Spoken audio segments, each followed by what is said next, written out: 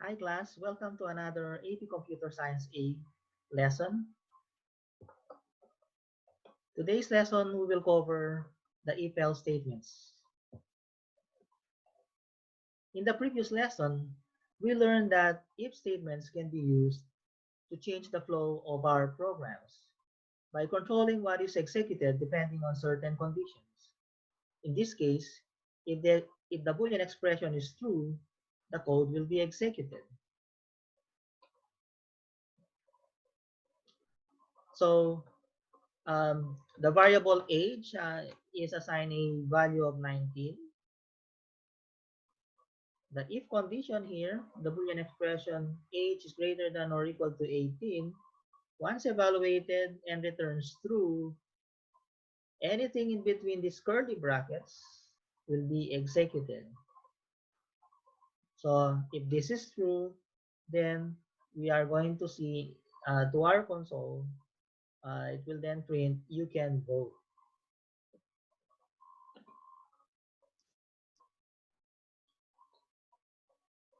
So we also created a program to respond to users depending on whether or not the appropriate age, whether or not they are at the appropriate age to vote.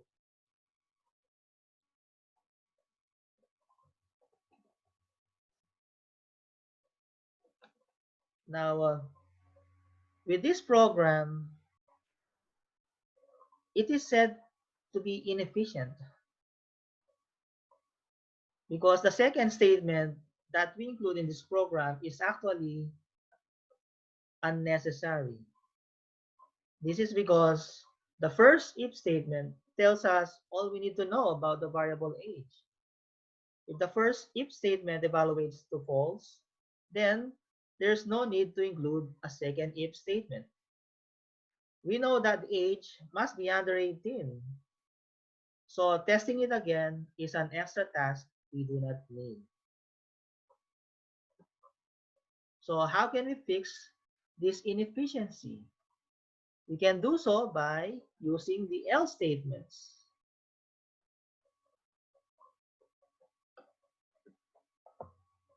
Else statements execute will execute the code if the initial Boolean expression in the if statement evaluates to false.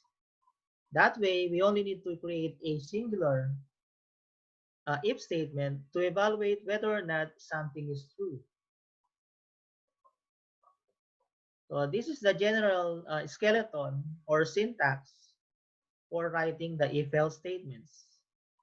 As you can see, the else statement follows the if statement and has its own set of curly brackets, which will be executed depending on the results of the Boolean expression.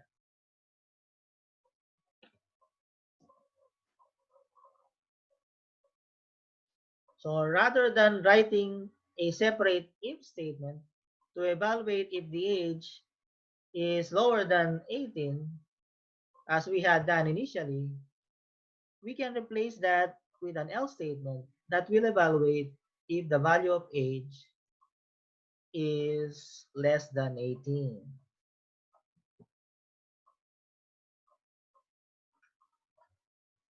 Let's see this in action.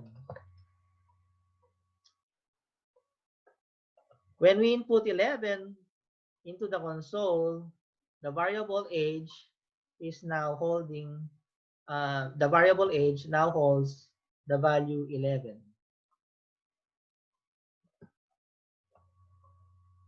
In the next statement, the if statement is asking, is age greater than or equal to 18? Evidently, the if statement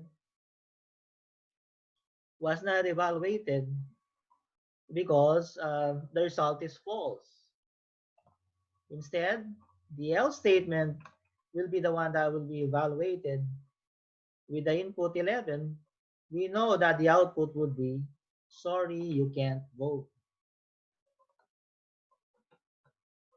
Now, what's next after this one? The program will obviously going to terminate.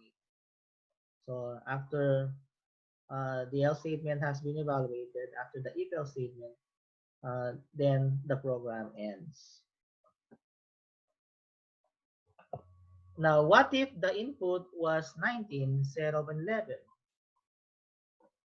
So is age greater than or equal to 18? Obviously, that's going to be true.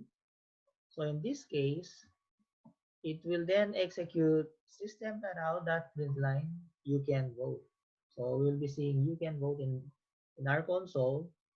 And then since the true statement, since the Boolean expression returns true, then we will execute this statement, and then we will then exit. After this is executed, it will then go to the next statements after the if else statements. That means that the else statement is not going to be evaluated. Okay, so when this is true, we are going to execute this line or statements if we have more than one statement in between the curly brackets. We don't execute the else part when it is true.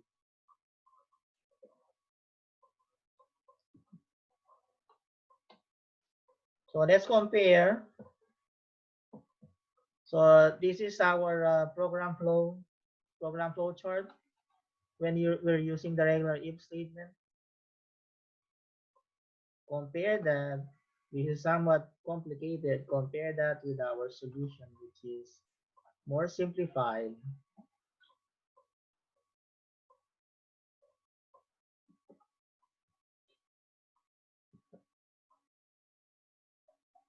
See? See the difference? So with the if else statements, you only need one Boolean expression, and this either results in true or false.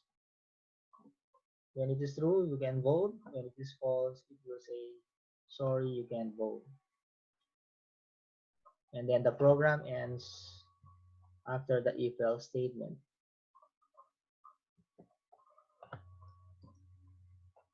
Now let's have this example problem so we can be able to apply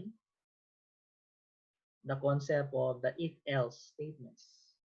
So we're tasked to write a Java program that will accept an input integer, then test and display whether the input is an even number or an odd number. So I have listed down the steps, the pseudocode for us to be able to answer this problem. Okay, so step one, we create a scanner object. So the name of our variable, the scanner object is SC. Okay. And then we're going to prompt the user to enter an integer by using system.out.print. Take note that I'm using print in here so that the cursor will appear next to the statement enter an integer rather than seeing it at the next line. And then we're going to use the scanner to accept the input from the user. Bear in mind that the number needs to be an integer, so we're going to declare that as an integer data type. The name of our variable will be num, and the scanner object is sc. And then since the input needs to be an integer, we'll be using the that next int method. Next step, we're going to test if the number is divisible by 2. If it is divisible by 2, then we say that the number is an even number. Now, mathematically speaking, when we divide a number by 2 and the remainder is 0, that means the number is divisible by 2. So to evaluate that, we'll be using num remainder 2 is equal to 0. So when the remainder is equal to 0, once you divide the number by 2, it is an even number. Let's say, for instance, the user entered 10, and 10 remainder 2 will be equal to 0 because 10 divides by 2 evenly. The quotient will be 5 and the remainder is 0.